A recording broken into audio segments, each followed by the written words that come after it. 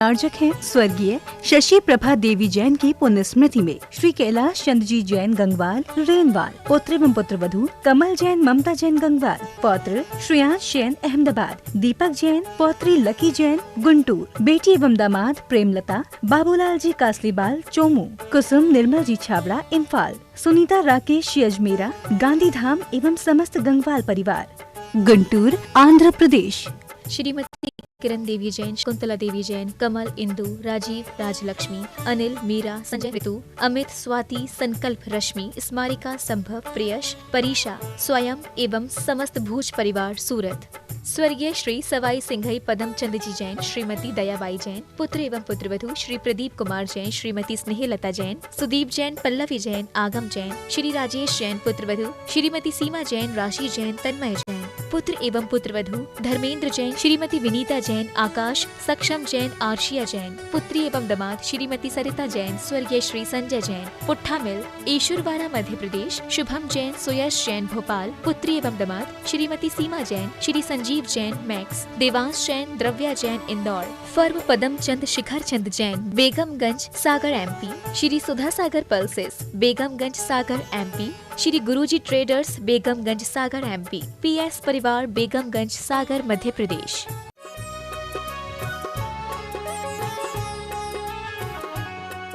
जय श्री ओम नमः सिद्धेभ्यः, जय श्री ओम नमः सिद्धेभ्यः, जय श्री ओम नमः सिद्धेभ्यः।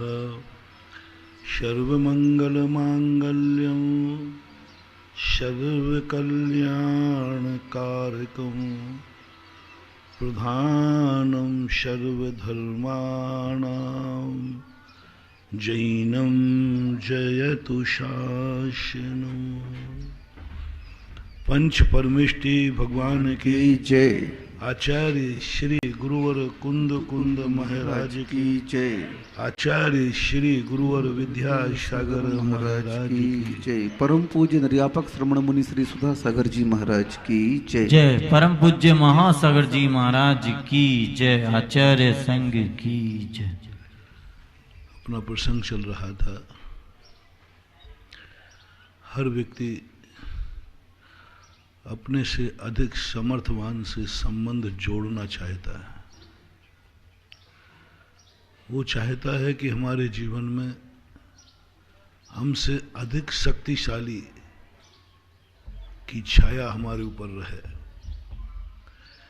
मेरे पीठ पीछे कोई शक्तिशाली हो, क्योंकि वो अपने आप को बहुत बार परख चुका है कि मैं अकेले अपना जीवन इस संसार में नहीं बिता सकता। हमारी क्षमता नहीं है। पंचम काल में तुम्हारे लिए तो छोड़ो, हम मुनियों के लिए भी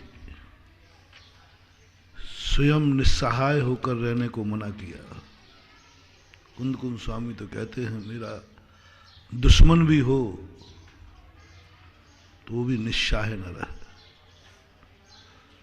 कोई ना कोई एक आलम्बन रहे, कोई ना कोई सहारा रहे। आज स्वयं दीक्षा नहीं हो सकती। चौथे काल में जंगलों में बैठते थे, केशवंश करते थे, मोक्ष चले जाते। आज गुरु की जरूरत है। बिना गुरु के दीक्षा मान्य नहीं है। तो हर व्यक्ति के मन में एक धारणा बनी है कि हमें कोई ऐसी शक्ति मिल जाए जिस समय हमारा पुण्य कम पड़े, उसका पुण्य मेरे काम आ जाए। हम जहां असमर्थ हो जाएं वो मुझे समर्थ दे दे। सब कुछ जो कुछ भी मेरे पास नहीं है वो उससे हमें मिल जाए। वो महान है इसलिए संबंध नहीं जोड़ रहा है। मैं असमर्थ हूं इसलिए संबंध जोड़ रहा है। दो संबंध समझना। सरागी भी संबंध जोड़ता है, वीतरागी भी जोड़ता है। संसारी भी संबंध जोड़ता है, परमार्थी भी संबंध जोड़ता है। अज्ञानी भी संबंध जोड़ता है, ज्ञानी भी संबंध जोड़ता है। फर्क दोनों में ये रहता है, अज्ञानी जब किसी से संबंध जोड़ता है तो उसका भाव रहता है इससे मुझे कुछ मिल जाए, इससे कुछ मिलेगा। जब हम अपने आप में असमर्थ होंगे, ये मुझे समर्थ बनाएगा। ये अज्ञानी का संबंध है। ज्ञानी दो प्रकार के होते हैं। एक ज्ञानी वह होता है जो ये महान है इसलिए मुझे संबंध बनाना, मुझे चाहिए कुछ नहीं है, बस मेरा मन कर रहा है कि इनके चरणों में झुक जाऊं, मन कर रहा है इनके चरणों की धूल लगा लूं, मुझे कुछ नहीं चाहिए, सब कुछ मेरे पास है। चक्रवर्ती, सब कुछ मेरे पास है, कोई कमी नहीं है, पर मन कर रहा है कि गुरुराज बैठे हैं, इनके चरणों में अपना मस्तक झुका दूं। मेरे सामने तो बहुत सारे लोग झुके, मेरे सामने तो 32,000 मुकुटबद्ध राजा झुकते हैं, लेकिन आज मेरा मन कर रहा है कि मैं इनके चरणों में झुक जाऊं। क्यों? कुछ चाहिए है? नहीं। वास्तविक जो संबंध होता है, 2 दिन पहले कहा था, प्रश्न आया था भक्त और भगवान का संबंध कैसे होना चाहिए, जैसे सूरज का और कमल का संबंध होता है। सूरज ने कमल को कुछ नहीं दिया, फिर भी जब सूर्य निकलता है, कमल को पता नहीं क्यों अंदर से आनंद आता है, खिलखिला उठता है, कली कली रोमांचित हो जाती है, उसका मन करता है ओह चढ़ जाओ उसके चरणों में। सूरज ने क्या दिया उसको? कभी जमीन पर भी नहीं आया और कमल आकाश में नहीं गया, लेकिन एक संबंध बना लिया। संबंध बनाने के लिए जरूरी नहीं है कि वो कोई व्यक्ति हमारे सामने हो, हमारे पास आवे, हमारे लिए कुछ उपकार करे, नहीं, ये तो सब बेकार की बात है, ये तो बनियाईगिरी है। हाँ, बनियाईगिरी यही कहता है, मुझे इससे क्या लाभ है, मैं इससे संबंध बना के क्या करूंगा, क्या करूंगा,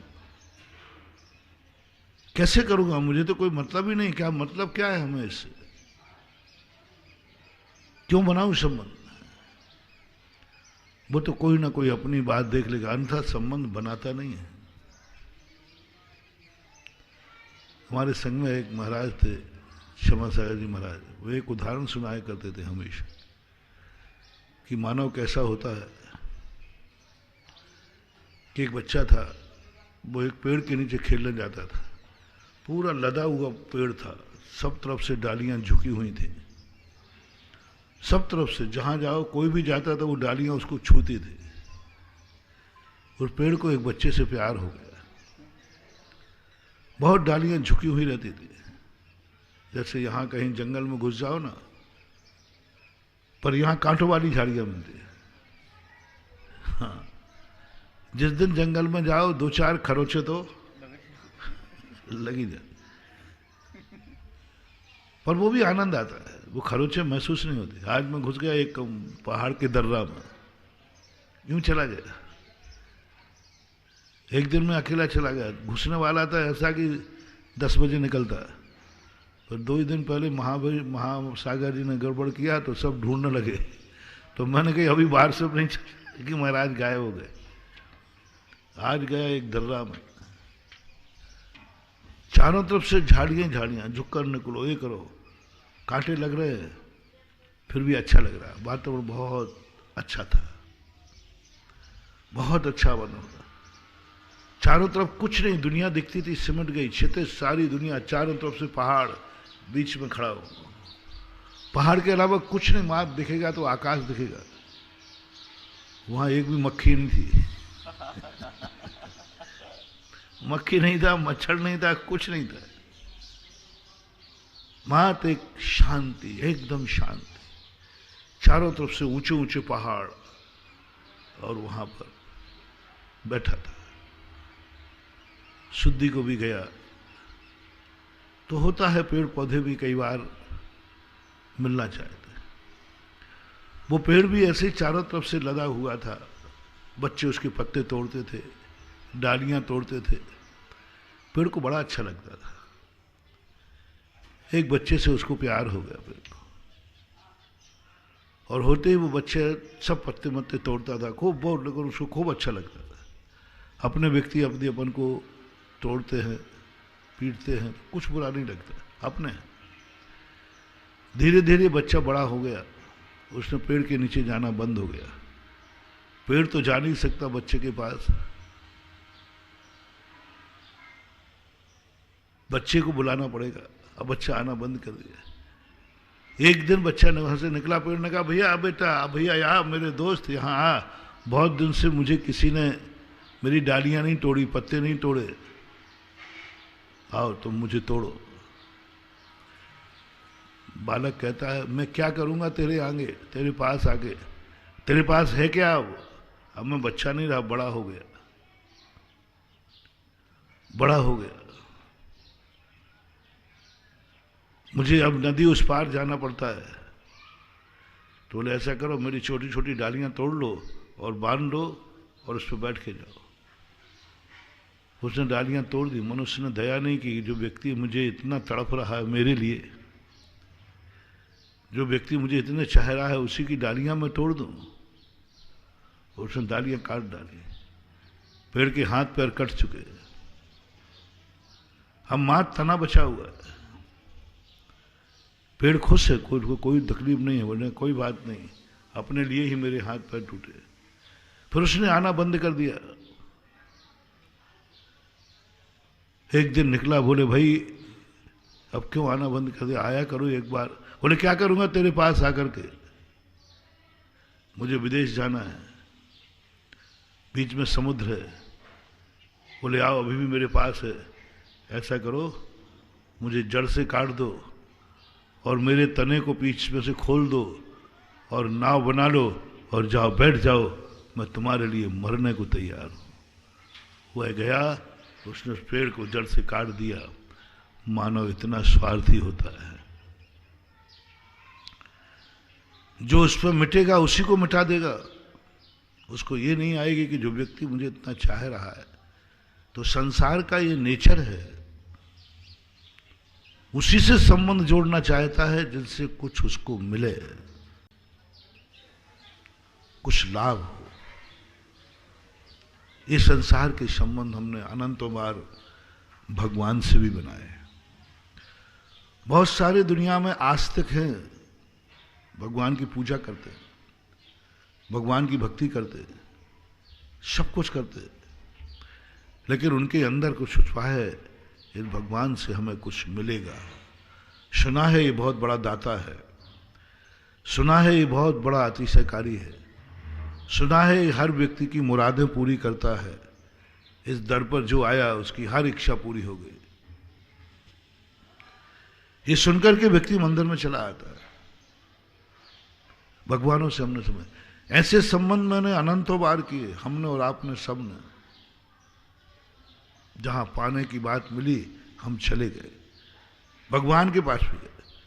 बहुत हमें गुरु मिले, गुरु से भी हमने यही सोचा, अच्छे गुरु का चेला बनूंगा, इज्जत होगी। अच्छे गुरु से दीक्षा लूंगा, नाम से हमारे काम होंगे। अच्छे गुरु से दीक्षा लूंगा तो दुनिया में मेरा पद, मेरा कद बढ़ेगा। मात अच्छे गुरु से शिक्षा इसलिए ले रहा है कि उसको अपना खुद का कद बढ़ाना है, क्योंकि अच्छे लोगों के साथ कई बार नाम से बिकता है। किस गुरु के चेले, फलाने गुरु के चेले, आप लोगों में इज्जत बढ़ जाती है। लोग अरे भैया आचार्य सिंह के चेले हैं, अब तुम उनको कुछ नहीं जानते, कुछ भी नहीं, लेकिन इज्जत बढ़ जाती है। इसलिए कई लोग गुरु बनाते हैं अपनी इज्जत बढ़ाने के लिए, अपने पुण्य को बढ़ाने के लिए। गुरु बनाते हैं आशीर्वाद के लिए। जब कोई काम नहीं आता तब तो बाबा काम आते हैं।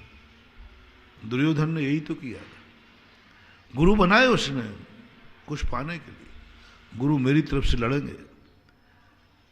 ताजश्री को उसने अपने महलों में रखा, युद्ध में मेरे पक्ष में लड़ेंगे। सबको उन्होंने एक बनाया, सब एक एक। देखो जितने बड़े बुजुर्ग थे, अच्छे आदमी थे, शक्तिशाली थे, वे सब दुर्योधन ने अपने पक्ष में कर रखे थे। कितना मनाया होगा, कितनी सेवा की होगी, कितनी चमचागिरी की होगी कि सारे महारथी दुर्योधन के हो गए। जान रहे हैं असत्य का पक्ष है, दुर्योधन के पक्ष में लड़ रहे, जो देखो वो दुर्योधन के पक्ष में। एक बार दोनों एक कुटुंबी तो थे, नाम स्मरण में नहीं, उनके मामा युद्ध में लड़ने आए पांडव के पक्ष में, पांडव के पक्ष में। अब उन्हें मालूम था कि ये मामा यदि पांडव के पक्ष में हो गए तो बहुत मुश्किल हो जाएगी। मामा तो दोनों ही के थे। दुर्योधन ने रास्ते में इतना स्वागत किया मामा का, इतना उनको इतना स्वागत किया, पलक पावड़े बिछा ले, फूलों पे चलाया। मामा उस स्वागत में मस्त हो गए, बोले जो स्वागत जिसने मेरा किया है उस पक्ष में मैं लड़ूंगा और जिताऊंगा। इधर पांडव तो बैठे रहे कि मामा जी आ रहे हैं, उधर बैठे रहे कि मामा जी आ रहे हैं अपने पक्ष। बहुत शक्तिशाली मामा, नाम बिल्कुल स्मरण में नहीं आ रहा है। हाँ हाँ, जो भी नाम हो, नाम स्मरण नहीं है, नाम तुम जोड़ लेना। और इतना शक्तिशाली था वो, सब लोग। लेकिन जैसे वो आए तो दुर्योधन की सेना में खड़े हो गए। बोले क्यों? कृष्ण जी बोले ये क्या कर रहे हैं आप? बोले मैंने वचन दे दिया, इन्होंने स्वागत, किसने किया मेरा स्वागत? इन्होंने किया, तुम तो यहां से उठे भी नहीं। अरे मामा हम तो इसलिए नहीं उठे गए, तैयारी में करे, आपने ही मामा छे खाए कर। और लेकिन दुर्योधन ने तो कमाल कर दिया, दुर्योधन के पक्ष में जाकर खड़े होना पड़ा। तो दुर्योधन ने, मैं यही सोचता हूं कि दुर्योधन में 1000 दुर्गुण सही, लेकिन उसमें एक गुण था, बड़ों को अपने पक्ष में करना। बड़ों को अपने पक्ष में करने का एक सबसे बड़ा गुण था उसमें। और दुर्गुणों की मैं चर्चा नहीं, मैं गुण की बात कर रहा हूं। एक भी कुरुवंश का बड़ा आदमी, शक्तिशाली आदमी नहीं था जो दुर्योधन के पक्ष में ना हो, सब दुर्योधन।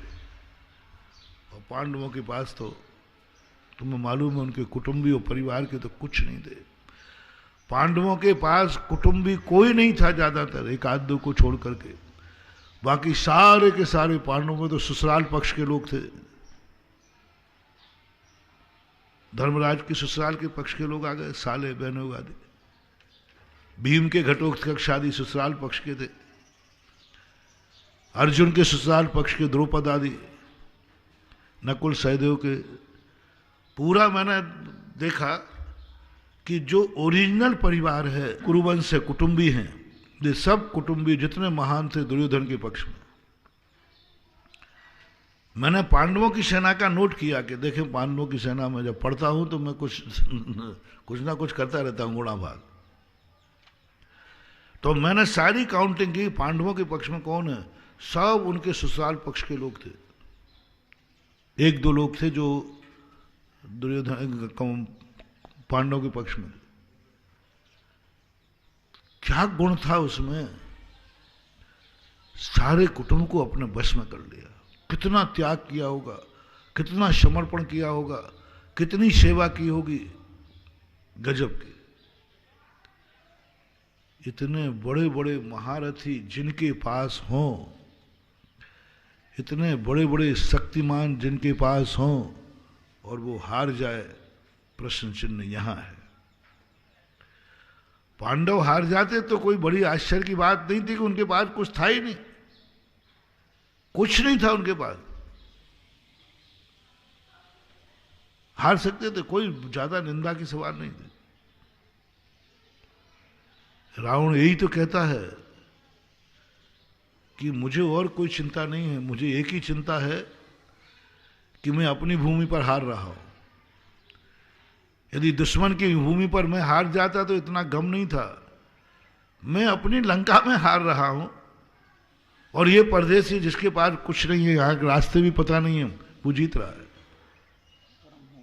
हाँ, राम की बात तो वहां रास्ते भी पता नहीं उनको, जाने के रास्ते पता नहीं, शक्तिहीन छोटी सी सेना, और ये जीत रहा हूं। मैं सब कुछ अपने घर में हार रहा हूं। अपने घर में हारना और अपनों से हारने में बड़ा दुख होता है। दुश्मन के हाथ से मर जाने पर इतना दुख नहीं होता, पर सब लोग जब पांडवों की, मैंने कहा ऐसा क्यों, फिर क्यों हारा, क्यों हारा? कुछ नहीं महानुभाव, दो कारण थे। एक कारण था कि वह व्यक्ति के मन में सबसे बड़ा कारण था, उसने बड़ों को अपने पक्ष में लिया, अपने लिए लिया। इनसे हमें कुछ मिलेगा, ये हमारे काम के हैं, ये हमारे काम के हैं। जब जब तुम किसी वस्तु को मिलाना चाहो और तुम्हारे मन में ये भाव आ जाए, ये व्यक्ति, ये वस्तु मेरे काम की है, समझ लेना आपके अंदर दुर्योधन नीति है। आपके अंदर दुर्योधन नीति पनप चुकी है। जब भी कोई भी वस्तु देखें, ये वस्तु मेरे काम की है, तुम्हारी है नहीं अभी, इससे मुझे संबंध बनाना है। ये वस्तु है, इसको मेरी मुट्ठी में लेना है। ये वस्तु पड़ी है सामने, अभी किसी की नहीं है। ये सोने के बिस्कुट को मेरा करना है, मैं कहूंगा ये बिस्कुट मेरा है। संबंध जोड़ना है इस बिस्कुट से।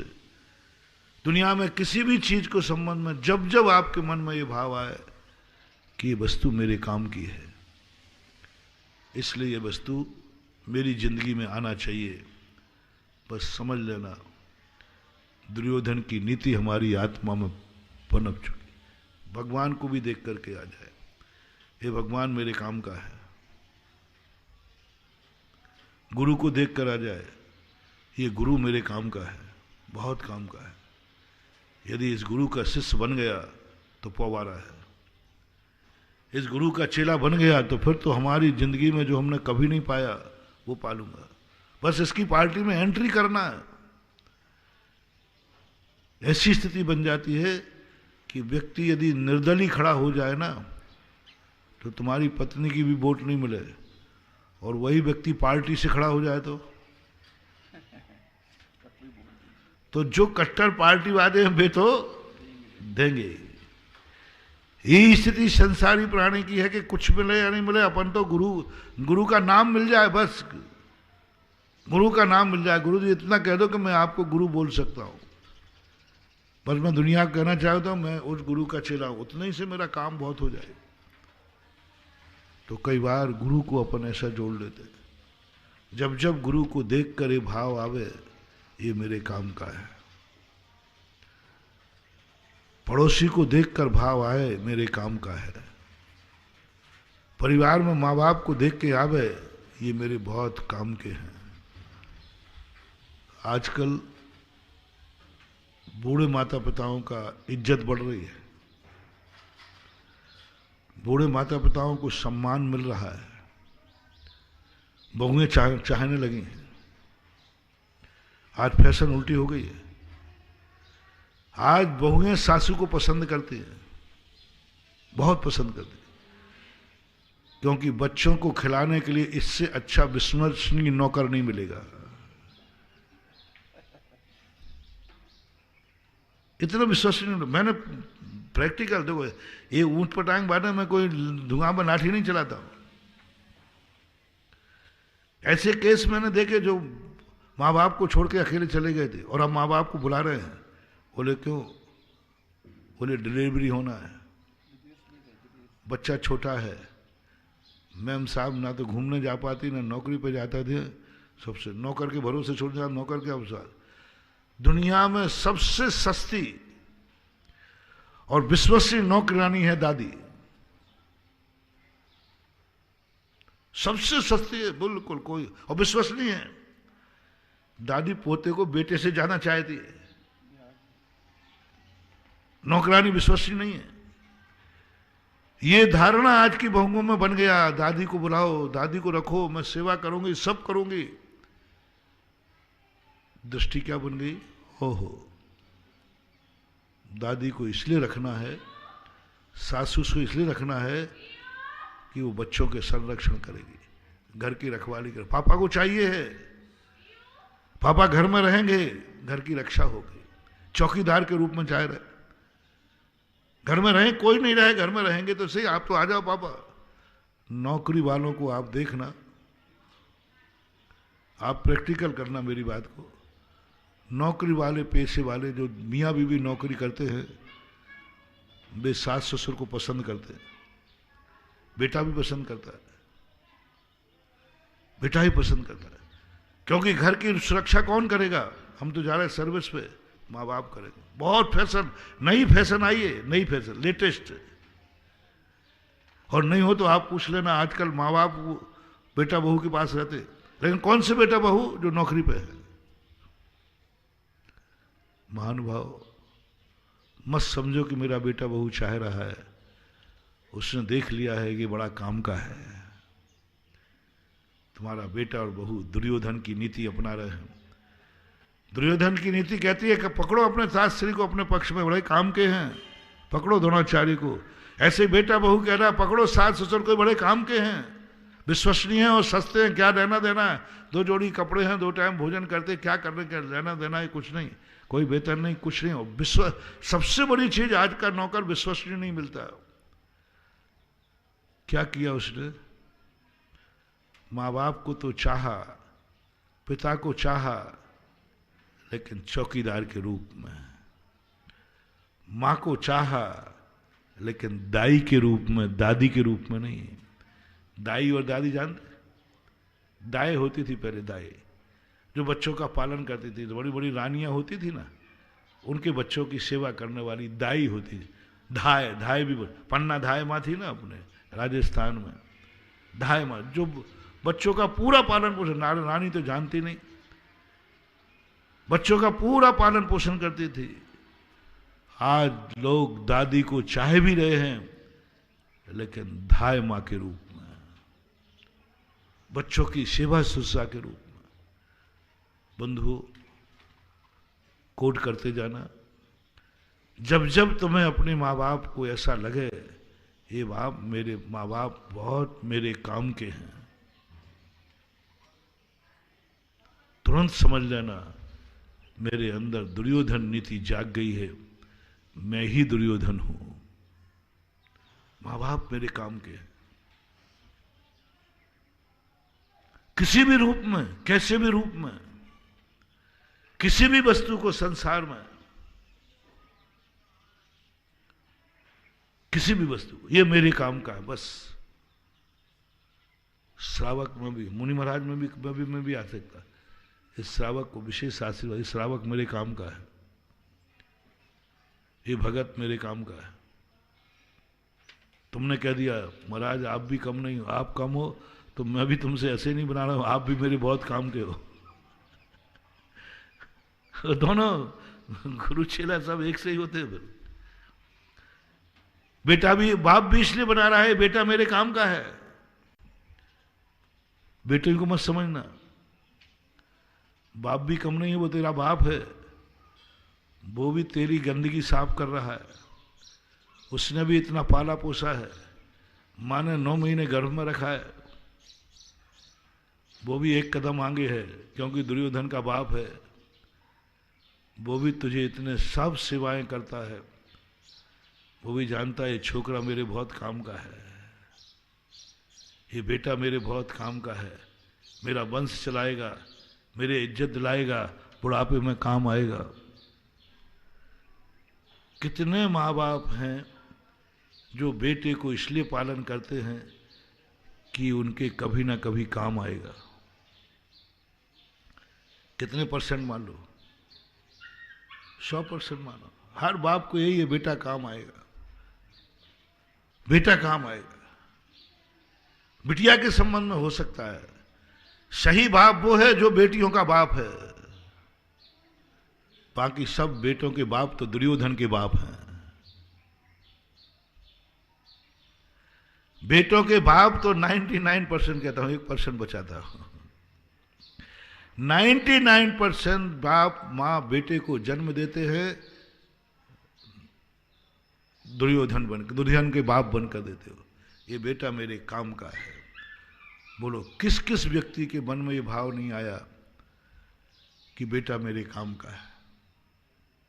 बेटा को देख के भाव आते ही 99% पिताओं को भाव आता है ये बेटा मेरे काम का है। और मैंने लक्षण क्या बनाया? जिस वस्तु को देख कर ये भाव आए कि मेरा काम का है, इससे संबंध बनाना है, इसको जोड़ के रखना है, इसे अपना बना के रखना है, बस यही दुर्योधन की नीति थी। आपका बाप भी बेटे से बना के चल रहा, बड़ा काम का बेटा है।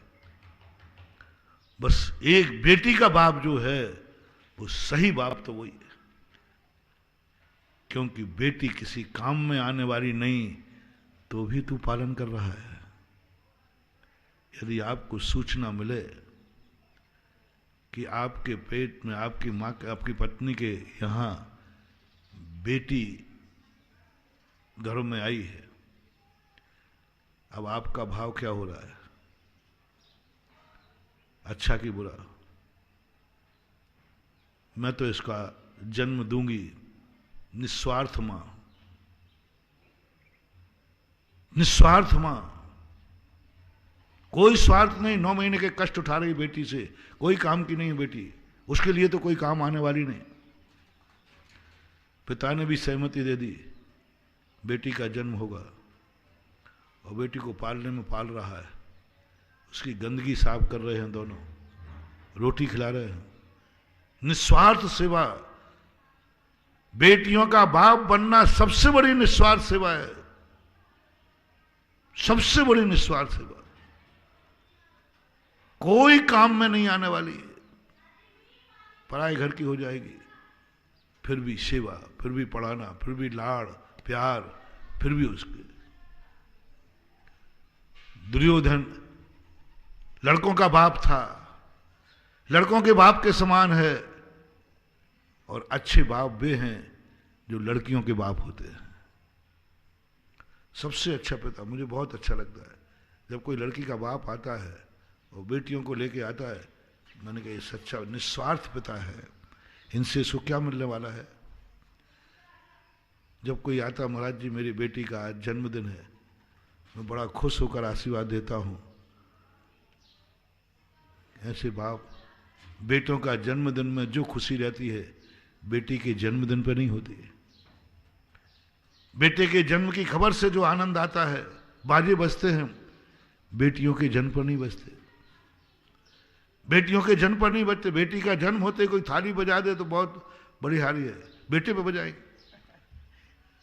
माताएं जब बेटे, कई लोगों के यहाँ बेटे पैदा हो जाए ना तो बड़े ठाठ से दर्शन करने लाते हैं, और वो माँ के चेहरे पर बड़ी एक अलग रौनक होती है, गर्व से कहती है महाराज जी आशीर्वाद दीजिए बेटा है। और बेटी वाली पहले तो कम आती ही नहीं, ना तो बाजी बने, पड़ोसी को खबर भी नहीं देते कि मेरे यहाँ छोरियां हुई हैं। आजकल स्त्रियों को शर्म आने लगी, बच्चियां हो बच्चा नहीं हो तो मंदिर जाना छोड़ देते हैं, 2 बड़ों के बीच में उलट देते हैं, क्योंकि बेइज्जती मानी जाती है। कैसी पापन है, बेटियां बेटियां जन्म है, बेटियां बेटियां जन्म है। कोई टोक देगा तो शर्म करने लगी, मंदिर नहीं जाते। बेटियों के एक साथ दोनों को लेकर बाजार नहीं जाते, दुनिया देखेगी कहे इनके तो छोरियां ही छोरियां हैं, दोनों छोरियां हैं। रिश्तेदारों में बारात में छोरियों को लेकर नहीं जाती। आज की ये फैशन हो गई है, बेइज्जती होने लगी। और मैं थोड़ा सा उल्टे नेचर का हूं। जब कोई आता है महाराज जी मेरे यहाँ अभाग्य है, कन्या का जन्म हुआ, तब मैं दोनों हाथ से आशीर्वाद देता हूं, ये सच्ची माँ है, ये सच्चा बाप है। ऐसे लोगों के जन्मेंगे एक दिन चक्रवर्ती तीर्थंकर। ऐसे लोग होंगे माँ बाप आगे जाकर के, क्योंकि बेटी का जन्म, बेटी की खुशी किस लिए मना रहा है तू? किस काम में आने वाली है वो बेटी? बाजे बजवा रहा है। आज यहां बेटी का जन्म हुआ, हमारे यहां कन्या का जन्म हुआ, नाच रहा है, मोहल्ले मोहल्ले खबर दे रहा है, फोन से दे रहा, भाई बधाई मेरे बेटी के जन्म हुआ। सब मोबाइल, पूरे रिश्तेदारों को मोबाइल लगा दे, मेरे बेटी का जन्म हुआ, मेरे बेटी के जन्म हुआ, मेरे भाग्य जग गए, मेरे यहाँ कन्यादान है। झूठ मत बोलना। कैसा होता है? बहुत कम होता है। लेकिन बेटे के जन्म पर फिर तो देखो महाराज, जिनसे दोस्ती नहीं है उनको भी फोन कर देगा, यार देख तो मेरे यहाँ बेटा जन्मा है, बाप बनाओ, पुत्र रत्न का बाप। एक अलग स्पंदन होता है, अलग अनुभूति होती है।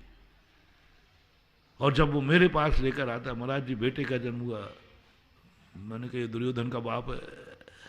और बड़े खुश हो गए, महाराज जी आशीर्वाद, पिछी लगा दो ना, पिछी लगा दो ना।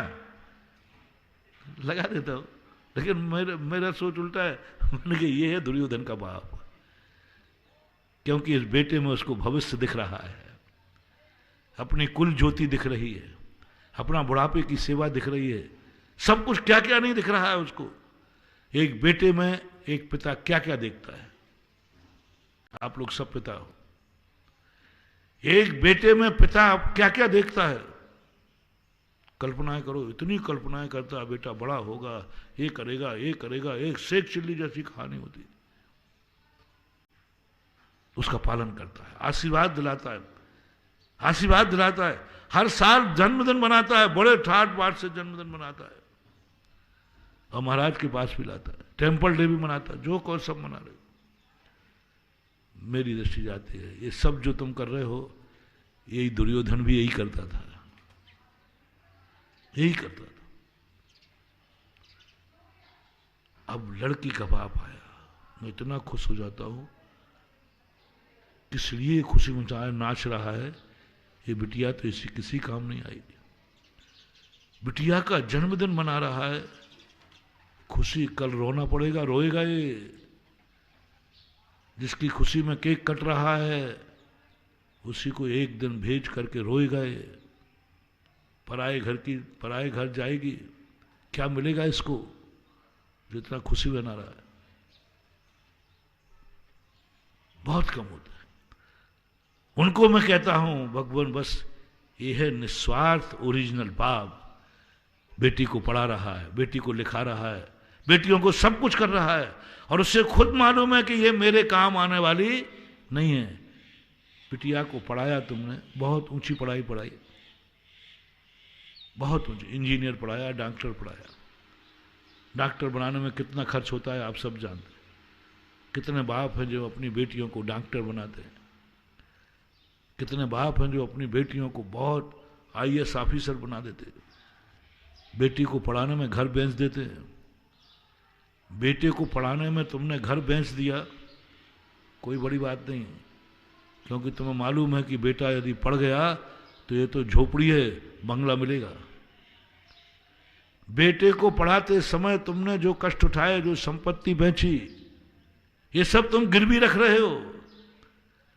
बेटा यदि डॉक्टर बन जाएगा तो फिर देखो सब पैसा एक साल में कमा लेगा, आप फेंक देते हो। बेटे की पढ़ाई में मैं खुशी आज से, महाराज जी मैंने बेटे की पढ़ाई में घर बेच दिया। मैंने कहा बेच दिया होगा, घर था, महल दिख रहा है तुझे। महाराज बेटी की पढ़ाई में मैंने सब सोना चांदी बेच दिया होगा, बाद में मोहरे रत्न दिख रही है तुझे। जब भी एक बाप बेटे के लिए अपनी संपत्ति बेचे, कष्ट उठावे, तो मत समझ लेना कि ये बेटे के प्रति समर्पित है, उसे भविष्य में इससे कुछ अच्छा दिख रहा है इसलिए कर दिया। लेकिन महानुभाव, जब कोई व्यक्ति अपनी बेटी के लिए कुछ करे, बेटी के लिए पढ़ाने के लिए मकान बेच दिया, बेटी को पढ़ाने के लिए उसने कर्जा ले लिया, बेटी को पढ़ाने के लिए माँ ने अपने आभूषण उतार के दे दिए, बेटी को पढ़ाने के लिए उसने सब कुछ कर लिया। महानुभाव, ये निस्वार्थ पितागिरी, ये है पितृत्व भाव। क्योंकि निश्चित है मुझे तो लगाना ही लगाना है, आना तो कुछ। डॉक्टरी पढ़ने के बाद डॉक्टर बन गई, तुमने करोड़ों रुपया खर्च किया, अब डॉक्टरी बनते ही कितने दिन में पढ़ाई हो जाती है? साल 6 महीने में। मुझे पता नहीं, थोड़ा शेयर करना। शादी होने के बाद फिर उसका जो कमाई आएगी वो पीहर आती है कि ससुराली रह जाती है? ओ कुंवर साहू, ओ ससुराल, कम से कम इतना तो लौटा दे जितना उसके बाप ने पढ़ाई पे खर्च किया है। पकी पकाई डॉक्टर नहीं दी, 1 रुपया खर्च नहीं करना, 1 रुपया खर्च नहीं करना, शादी के दिन से ही कमाई चालू हो जाती है, आ जाती है। आजकल मैं सोच रहा हूं, यही सोच के परेशान हूं कि लोग पढ़ी लिखी लड़कियां और नौकरी वाली पसंद क्यों करते हैं। हाँ देखो, खोपड़ी बैठे बैठे चलती रहती, बड़ी में कुछ भी पसंद क्यों करते हैं लोग। होम लेडीज पसंद नहीं करते, नहीं नौकरी वाली हो, कमाई हो, पढ़ी लिखी हो, कमाने वाली हो, वो पसंद करते। अब पता चला कि पढ़ी लिखी इसलिए कि ना तो 1 रुपया खर्च होना है, पढ़ाई का खर्च तो उसके बाप ने उठा लिया, यहां तो सीधा बेतनाना इनकम ही इनकम है। पढ़ी लिखी बच्ची से नौकरी वाली बच्ची, सीधा इनकम, खर्चा कुछ नहीं है। और उस बाप को देखो रे, फोकरिया खाने वालों, उस बहू को तुमने 1 रुपया खर्च नहीं किया और दूसरे दिन से, शादी के दूसरे दिन से वेतन इधर आने लगा, कमाई इधर आने लगी। कुछ नहीं हुआ, एक कर्जा है। इसलिए मैं कहता हूं, या तो बहू की कमाई खाना नहीं, नौकरी वाले सुनो, नौकरी पत्नियां करना, अपनी पत्नी की कमाई खाना नहीं, उससे नौकरी कराना नहीं, उसकी कमाई घर में आना नहीं देना। फिर भी यदि कमाई कराने वाली चाहिए ही है तो पूरा हिसाब लगाओ, 25 साल तक उसके माँ बाप ने मेरी पत्नी पर जितना खर्च हुआ है उतने खर्च तक वेतन पीहर जाएगा। एक रास्ता निकाल रहा हूं, अब हिसाब लगा लो, पत्नी से पूछ लो, बहू से पूछ लो, बेटा तेरे बाप ने तेरी पढ़ाई पे कितना खर्च हुआ, तुझे कपड़े लत्ते पहनाकर इतना बड़ा किया, पैर पे खड़ा किया, हिसाब लगा के बेटा इतने लाख रुपया हो चुके हैं, जब तक ये लाख रुपया इतने पौधा के पास नहीं पहुंच जाए तब तक वेतन इधर नहीं आएगा, पीहर जाएगा। कम से कम मैं इतना निकम्बा नहीं हूं, कमाई मैं खाऊं और कमाई कोई करे। हाँ, इतना तो कम से कम कर लीजिए। मैं गाली बजा रहा हूं कि कोई सुन भी लेगा। महाराज जी आप बात ही ऐसी करते हो, ऐसा कभी होता है क्या? अरे चलो इतना कर लो, जो कमाने वाली बच्ची है उस बाप से हम कभी दहेज नहीं लेंगे, कुछ नहीं करेंगे, क्योंकि कमाई कमाई वस्तु दे दी। ये वो कौन सा कार्ड बोलते जो निकलता है, एटीएम। पढ़ी लिखी बच्ची, कमाने वाली बच्ची, एटीएम कार्ड है, आते ही कार्ड शुरू हो गया, इतने उपकार मान लो। लेकिन नहीं मानने वाले, तुम्हारी तुम जानो, मैं थोड़ा उसको आशीर्वाद दे दूं। जिसने निस्वार्थ, क्या स्वार्थ है बेटी के प्रति, क्या मिलेगा?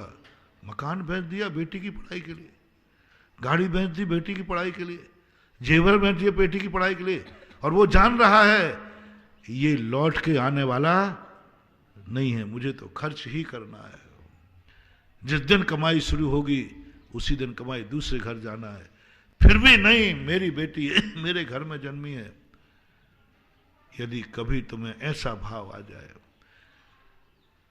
तुम्हें बेटियों का बाप बनने का सौभाग्य मिले, तो मैं बहुत बहुत आपका शुक्रिया गुजार हूं। भगवान करे हर पिता को कम से कम एक बेटी का बाप बनने जरूर मिलना चाहिए। दो का नहीं कह रहा हूं, नहीं तो मामला गड़बड़ है, फिर तुम कहो महाराज जी आपकी नीति ठीक नहीं है, बेटियां बेटियां करके क्या? इतना निस्वार्थ भी मत बनाओ कि हमारे आगे चलाने वाला कोई नहीं बचे। चलो कोई बात नहीं, इतना तो भाव करने का मेरा मन है, और कोई मेरा मन नहीं है, क्योंकि मैं नहीं चाहता हूं कि हर बाप दुर्योधन का बाप रहे, हर बाप स्वार्थी बाप रहे। हर बाप मरने के बाद कोई, तुम बेटों को पाल कर इतना बड़ा किया है, तुम्हारा कहोगे मैंने बेटों को इतना पाला, नकार दिया जाएगा, कुछ नहीं पाला, आपको इससे कुछ उम्मीदें थी इसलिए पाला है, इसलिए जन्म दिया आपने, इसलिए पढ़ाई कराई। बेटे ही कह देगा, हम साधु संत कह देंगे, किसी नीतिकार के पास जाओगे, महाराज मैंने बेटे को इतना किया इतना किया, क्यों किया? बोले कुछ उम्मीद थी कि इससे कुछ मिलेगा, इससे कुछ उम्मीद थी, सब रफे दफे खत्म। लेकिन जब तुम कहोगे महाराज, अगले भाव में जाओगे, महाराज मैंने बेटी को पाला है, बेटी को पाला है, हाँ बेटी के लिए मैंने मकान भेज दिया, बेटी के लिए मकान भेज दिया। तुम्हें मालूम था कि बेटी की कमाई मिलने वाली नहीं? मालूम था। जाओ, एक तुमने मकान बेचा है, बेटी की पढ़ाई के लिए जो मकान बेचा है, कर्म और प्रकृति उसके बदले में तुझे महल देगी और महलों में जन्म कराएगी। बेटियों के बाप हमेशा महलों में जन्मेंगे, बेटियों के बाप हमेशा अमीरों के यहां जन्मेंगे, बेटियों के बाप हमेशा अच्छे कुल में जन्मेंगे, क्योंकि वो बेटियों के बाप है। बेटियों के बाप बनने में गर्व करो, गर्व। बेटियों का बाप बनकर बेटियों को अच्छी तरह से यदि तुम पालन करोगे तो जन्मांतर में तुम कुछ बेचो तो सही बेटी की पढ़ाई के लिए, चक्रवृद्धि ब्याज से वापस होगी, कर्म देगा, दुनिया देगा। तो इतना निस्वार्थ हो गया कि जिससे लौटने की कोई उम्मीद नहीं है, फिर भी तूने उसके लिए किया। बेटियों के बाप की दुर्गति नहीं होती, क्योंकि वो बेटी के बाप 25 साल में इतना पुण्य कर सकता है, निस्वार्थ पुण्य, निस्वार्थ। बेटी को पढ़ाना कोई मोह नहीं है, स्वार्थ नहीं है। क्या स्वार्थ है बेटी को पढ़ाने में? क्या स्वार्थ है बेटी का पालन करने में, बेटी की गंदगी साफ करने में, बेटी को रोटी खिलाने में, बेटी को कपड़े देने में? क्या क्या दूर दूर से बताओ क्या मिल रहा है? क्या मिलेगा तुम्हें? गोत्र तक बदल देगी। अभी तक पिता का नाम लिखा जाता था, शादी के बाद फार्म में क्या लिखा जाता है? वो नाम लिखते ना, डॉटर ऑफ, और अब क्या लिखा जाएगा? Wife of. पिता का नाम भी बल्दियत से काट दिया जाता है, गोत्र बदल दिया, पिता का नाम बदल दिया, नामो निशान मिटा दिया। उसके बावजूद भी तुम उसके लिए पाल रहे हो। ये प्रकृति तुम्हारे साथ न्याय करेगी। बच्चियों के बाप अपने बात में हीन भाव मत लाओ, बच्चियों के बाप अपने परिणाम मत बिगाड़ो, बच्चियों के बाप अवभाग्य मान के पालो। जन्म जन्मांतर में तुम्हारे लिए जो जो तुमने किया है वो सब चक्रवर्ती ब्याज से कई गुना मिलेगा, क्योंकि तुम्हारे जैसा निस्वार्थी बाप दुनिया में हो ही नहीं सकता। हर व्यक्ति स्वार्थी है। तुम इतने निस्वार्थी हो गए कि नहीं, मैं अपनी बिटिया को पढ़ाऊंगा, मैं अपनी बिटिया को बहुत सुख दूंगा। इसी को तो बोलते दान, इसी को तो बोलते, इसी को बोलते हैं निस्वार्थ उपकार। वहां से रिटर्न कुछ नहीं मिलना, फिर भी तुम किए जा रहे हो। इसलिए बेटियों के बापों को मेरा आशीर्वाद है, तुम गर्व करो, गौरव करो, तुम बेटियों के बाप हो। संसार में कोई तुमसे ये नहीं कह सकेगा कि स्वार्थी है।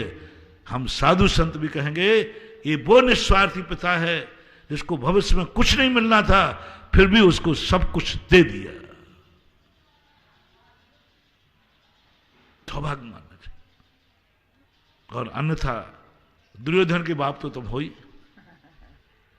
जो जो अपने बेटों की सेवा कर रहे हैं, बेटों को पढ़ा रहे हैं, मत समझना कि तुम प्रशंसा के पात्र हो। तुम दुर्योधन के बाप हो, क्योंकि तुम्हें भविष्य दिख रहा है ये पढ़ जाएगा तो डॉक्टर मिलेगा, मैं जब कमाना बंद कर दूंगा बेटा मेरा खर्चा उठाएगा, मेरा बेटा बुढ़ापा निकालेगा, मेरा दुकान का नाम आगे बढ़ाएगा। सब पता नहीं कितने कितने स्वार्थ हैं। ये दुर्योधन की नीति, जब सब बड़ों को अपने पक्ष में किया, छोटों को अपने पक्ष में किया, बहुत बड़ा, लेकिन सबके पीछे उसका भाव था इससे मुझे कुछ मिलेगा। इसलिए अपनी नीति बनाओ, जब जब किसी वस्तु को पाने के बाद ऐसा लगे ये मेरे काम की है, दुर्योधन। दूसरा पक्ष देता हो, 1 ही मिनट बाकी है, दूसरा पक्ष कल देखेंगे। अभी तो एक पक्ष बना, दुर्योधन का पक्ष लगाओ, दूसरा पक्ष जरूर सुनना, नहीं तो आज बहुत गर्म हो जाएगी बात सब, क्योंकि लड़कों के बापों की आज बहुत बड़ी बेइज्जती हुई है। और सबसे ज्यादा गर्व कौन करता था? अपने आप को पुण्यशाली कौन मानता था? सब छोरे के बाप, सब अपने आप को बड़ा गर्वशाली मानते। कन्या का बाप तो अपने कर्म ठोकता था, कर्म का, कन्या की माँ तो अपने कर्म ठोकती थी, शर्मिंदा होती थी, बंदर नहीं जाती थी। इधर परिवार के टॉर्चर सुनो, उधर समाज के सुनो, हर हीन भावना से कन्याओं के माँ बाप को बहुत हीन भावना से देखते लोग, घर में हीन भावना से देखते, बाजार में देखते, दुनिया देखते। लो संसार में एक साधु तुम्हें मिला जो कन्याओं के बाप को अच्छी निगाह से देख रहा है और दोनों हाथ से आशीर्वाद दे रहा है, और इज्जत दिला रहा हूं तुम्हें, इज्जत। अपनी जिंदगी में मैं अपने भक्तों से कहता हूं कि दो के नहीं तो भावना ये भाना कि हे भगवान, बेटे का बाप बनूं तो दुर्योधन का बाप, कम से कम एक बेटी का बाप जरूर बनाना जिससे गुरु का आशीर्वाद पा सकूंगा, क्योंकि बेटी का बाप बनना निस्वार्थ है। इसलिए आज मैं उनको सम्मान दिलाना चाहता हूं कि तुम हीन भाव मत करो, तुम सही मायने में निस्वार्थ माता पिता हो। और भविष्य मैंने बता दिया, अब अपन को कैसे वस्तु का एक अपन ने ये पक्ष बताया, दूसरे पक्ष के संबंध में अपन देखेंगे जब जैसा याद आएगा। महावीर भगवान की। इस कार्यक्रम के पुण्यार्जक थे स्वर्गीय शशि प्रभा देवी जैन की पुण्य स्मृति में श्री कैलाश चंद्र जी जैन गंगवाल रेनवाल, पुत्र एवं पुत्र वधू कमल जैन ममता जैन गंगवाल, पौत्र श्रेयांश जैन अहमदाबाद, दीपक जैन, पौत्री लकी जैन गुंटूर, बेटी एवं दामाद प्रेमलता, बाबूलाल जी कासलीबाल चोमू, कुसुम निर्मल जी छाबड़ा इम्फाल, सुनीता राकेश अजमेरा, गांधीधाम एवं समस्त गंगवाल परिवार, गुंटूर आंध्र प्रदेश। श्रीमती किरण देवी जैन, शकुंतला देवी जैन, कमल, इंदु, राजीव, राजलक्ष्मी, अनिल, मीरा, संजय, ऋतु, अमित, स्वाति, संकल्प, रश्मि, स्मारिका, संभव, प्रियश, परीशा, स्वयं एवं समस्त भूज परिवार सूरत। स्वर्गीय श्री सवाई सिंघई पदम चंद जी जैन, श्रीमती दयाबाई जैन, पुत्र एवं पुत्रवधू श्री प्रदीप कुमार जैन, श्रीमती स्नेहलता जैन, सुदीप जैन, पल्लवी जैन, आगम जैन, श्री राजेश जैन, पुत्रवधू श्रीमती सीमा जैन, राशि जैन, तन्मय जैन, पुत्र एवं पुत्रवधू धर्मेंद्र जैन, श्रीमती विनीता जैन, आकाश, सक्षम जैन, आर्शिया जैन, पुत्री एवं दामाद श्रीमती सरिता जैन, स्वर्गीय श्री संजय जैन, पुट्ठा मिल, ईश्वरवाड़ा मध्य प्रदेश, शुभम जैन, सुयश जैन, भोपाल, पुत्री एवं दामाद श्रीमती सीमा जैन, श्री संजीव जैन, मैक्स, देवांश जैन, द्रव्या जैन, इंदौर, फर्व पदम चंद शिखर चंद जैन, बेगमगंज सागर MP, श्री सुधा सागर पल्सेस, बेगमगंज सागर MP, श्री गुरुजी ट्रेडर्स, बेगमगंज सागर MP, PS परिवार, बेगमगंज सागर मध्य प्रदेश।